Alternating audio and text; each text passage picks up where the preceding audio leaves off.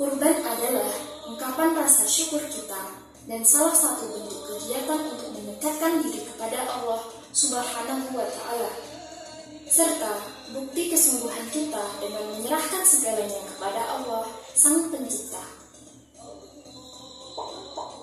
Adapun jenis hewan ternak yang disarankan dalam berkurban, yang pertama terdapat sapi, domba, kambing, unta, dan kerbau.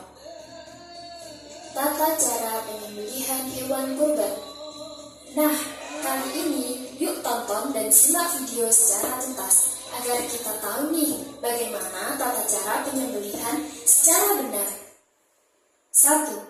Dianjurkan untuk sahibul kurban menyembelih hewannya sendiri. 2. Mengasah pisau tanpa sepengetahuan hewan kurban. Mengapa demikian? Karena mengasah pisau di hadapan hewan yang akan disembelih akan membuat takut hewan yang akan disembelih tersebut. 3. Mengarahkan hewan ke arah kiblat. Setelah mengarahkan hewan tersebut ke arah kiblat, maka mempersiapkan alat sembelih yang tajam, seperti pisau yang tajam. Semakin tajam pisau yang digunakan, maka semakin baik. Jika ingin membunuh ataupun ingin menyembelih, maka bunuhlah secara ihsan. 4. Membaringkan hewan kurban. Untuk hewan kurban unta, dianjurkan untuk didirikan dan diikat kaki depan kiri. Namun, selain unta seperti kambing, sapi, maka dianjurkan untuk dibaringkan di atas badan, samping kiri dan menghadap ke arah kiblat.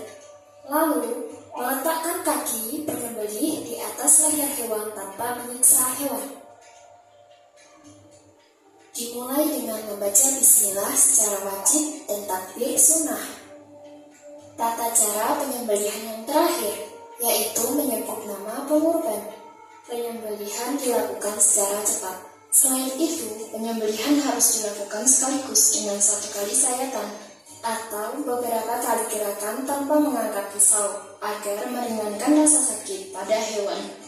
Hewan yang dapat dikurbankan telah disebutkan dalam surat Al-Hajj ayat 34, yang artinya, dan bagi setiap umat telah kami syariatkan penyembelihan kurban, agar mereka menyebutkan nama Allah atas rezeki yang dikaruniai Allah kepada mereka berupa hewan ternak.